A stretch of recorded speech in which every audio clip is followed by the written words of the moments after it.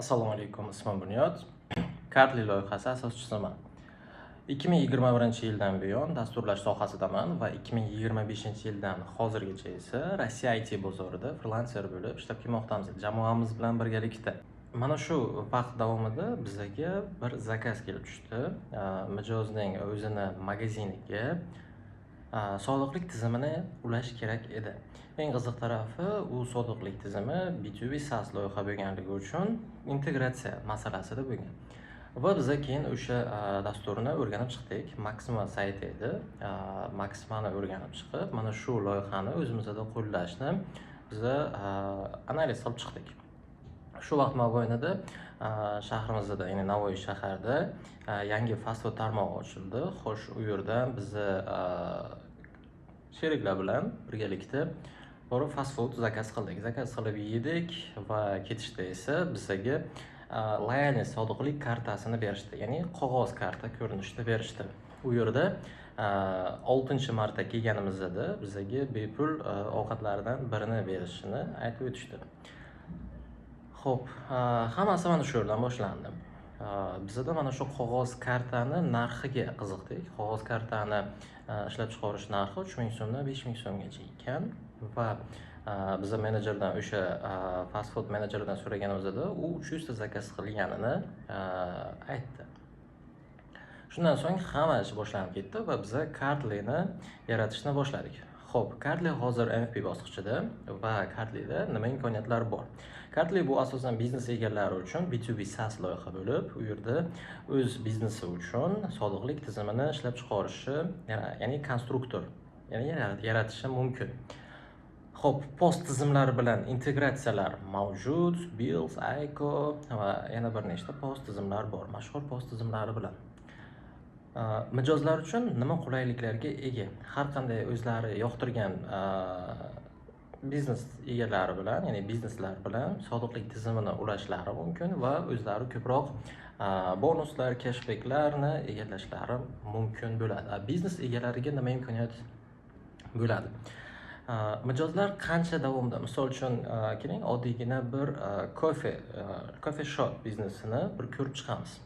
Misol, odamlar kofega har doim o'rganib qolishadi va kimdirlar bor, misol meni o'zim har kun ertalab kofe shopdan bitta kofe olaman. Har kuni olaverganligim sababli menga nima imkoniyat bo'ladi? Agarda o'sha biznes soliqlik tizimini o'rnatganda 6 yoki 7 kofe men uchun bepul bo'lardi. Biznes egasiga nima imkoniyat bo'lardi? Birgina mijozni ushlab qolish, ya'ni soliqlik tizimi orqali ushlab qolish imkoniyatlari bor va eng muhim taraflaridan biri yo'qotilgan mijozlarni aniqlash imkoniyati mavjud. Ya'ni qanday? Dasturda har kuni misol uchun ismi Bunyod bo'lganligim uchun biznes egasi ham ko'rinadi. Bunyod har kuni kelib kofe olmoqda va negadir bir haftadan buyon u ko'rinmayapti. Va uni ma'lumotlar, ya'ni Bunyod ismli klientning ma'lumotlari bo'ladi va mana shu ma'lumotlar orqali Bunyod bilan svязga chiqishlari mumkin. Ya'ni qanday qilib? Bizani dastur bog'lab turib, mijoz va biznes egasini bog'lab turadigan narsa bu Kartli dasturi. Kartli dasturi haqida ham yana aytib beraman. Xo'p, dastur orqali push уведомлениялар, SMS рассылкалар yoki mana shu yo'qotilgan mijozlar uchun maxsus aksiyalar tizimini ham o'ylab topish mumkin. Xo'p, mana shu orqali mijozni qayta chaqirishlari mumkin. Va biz yana shunday strategiyani o'ylab topganmizki, mana shu virus, bizani Kartli loyihamiz virusday barcha bizneslarga butun O'zbekistonni egallaydigan qilishni boshqacha marketing tarafini o'ylab ko'rganmiz. Ya'ni qanday? Bizani Kartli mijozlar dasturimiz bor. U yerda siz biznesga borasiz, biznesga borib, u biznesni loyalность sistemasiga obuna bo'lasiz.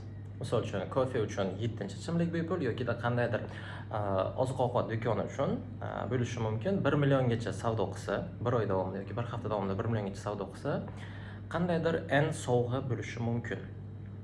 Mana shunday qilib, bir Kartli dasturi orqali bizneslarga qo'shilib chiqadi.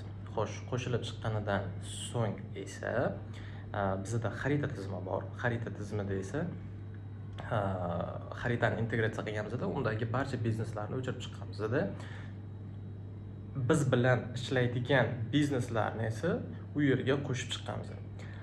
Xo'p, mijozga nima uchun qulay? Mijoz keladi, misol uchun kofe shopdan kofesini ichadi va sodiqlik tizimiga qo'shiladi. Sodiqlik tizimiga qo'shilgandan so'ng u xarita bo'limidan yana ko'rishi mumkin. Yaqin atrofda 200 metr uzoqlikda, misol uchun pitsaxona bor va u yerda misol uchun 30% cashback tizimi bor deydi va shuni ko'radida mijoz kofe shopdagi mijoz pitsaxonaga o'tib ketadi.